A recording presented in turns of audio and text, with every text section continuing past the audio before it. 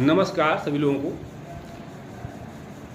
देश में राजा, समाज में गुरु, परिवार में पिता और घर में स्त्री, ये कभी सामान्य नहीं होते हैं।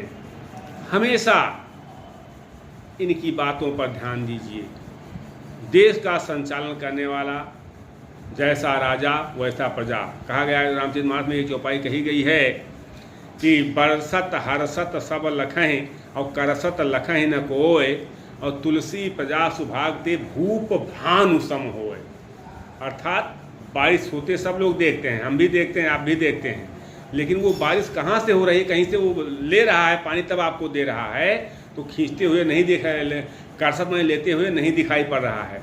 तो बरसत हरसत सब लखाएं, अब करसत लखें न कोय, लेते हुए पानी। जैसे सूरज जब पानी खींचता है तो तालाब के पास जितना है उससे उस मात्रा में लेता है, कुएं से उस मात्रा में लेता है, आपके गिलास में है तो उस मात्रा में लेता है, समुद्र से उस मात्रा में लेता है, लेता सबसे है।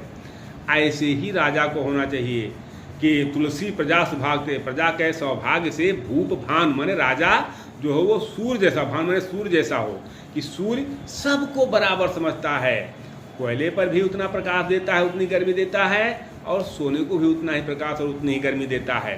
तो इसलिए हमेशा इस बात को ध्यान में रखिए कि और समाज में जो गुरु होता है, गुरु को भी उसी तरह होना चाहिए कि आपके जो विद्यार्थी हैं सब पर समभाव रखिए, समान भाव रखिए। अगर आप समान भाव नहीं रखते हैं तो आप अच्छे गुरु नहीं माने जाएंगे।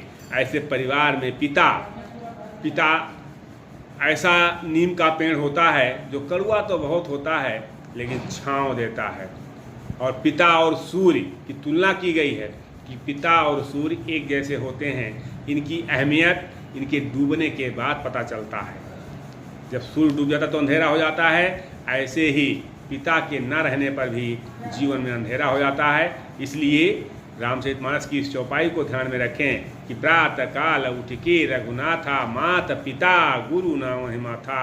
माता पिता और गुरु को प्रणाम करना ना भूलिए, क्योंकि इससे एक संस्कृत का एक श्लोक है, उसका भी अगर आप अध्ययन करें देखें तो अभिवादनशीलस्य नित्य वृद्धोपि सेविना तस्य चत्वारि वर्धन्ते आयुर्विद्या यशो बलम।